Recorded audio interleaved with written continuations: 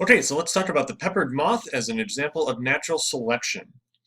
So there's this peppered moth Biston betularia that comes in one of two different versions. There's the light form and then there's the dark form, also known as the melanistic form right there. Here you can see the lighter colored one, here you can see the darker colored one. A mutation is what caused every now and then one of them would be randomly born melanistic. Well, pre-industrial revolution, the white peppered moth was very common, and it blended in very well. The lichens, the tree branches, the rocks, all of those worked out to help it blend in pretty well. I don't know if you can see right here, there is a peppered moth there, though obviously the black version, the melanistic one, sticks out. Here you can see another black and white one, and the black one, of course, sticks out a little bit more. Two just other great images showing how great the camouflage is. There you can see there's a top one right there, and the bottom one is kind of at an angle right there. I like this one here because you can stare at it for like 5 minutes and not see where it is. There it is. So if you look at it now, it's a little bit more obvious. But you can see it blends in very well. It has some fantastic camouflage. Whereas the dark colored one, not so much. If you're a bird, you're going to eat that one. And that's exactly what happened. Birds ate the moth. Any moth that did not blend in very well was prone to get eaten. I just like this image. It's just a fun image of a bird eating something.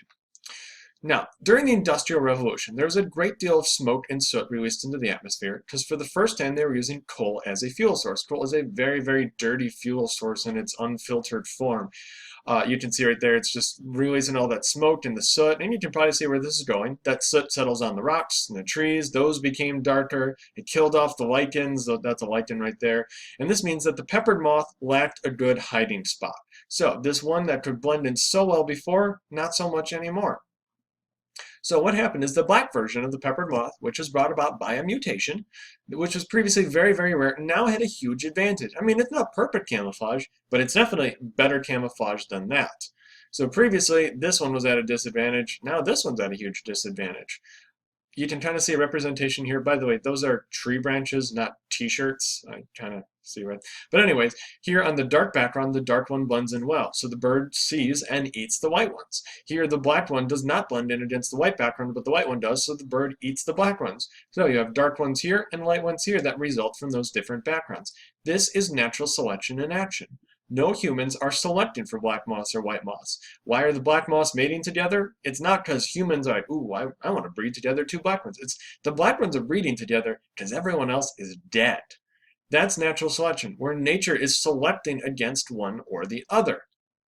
So the results of this, the white and the black moth went from the majority to the minority, from 99.9% to like 2%. That's not much. The black moth, of course, was the exact opposite. And all this happened in about a 40-year span. That's not that long. That's very fast on a biological timescale.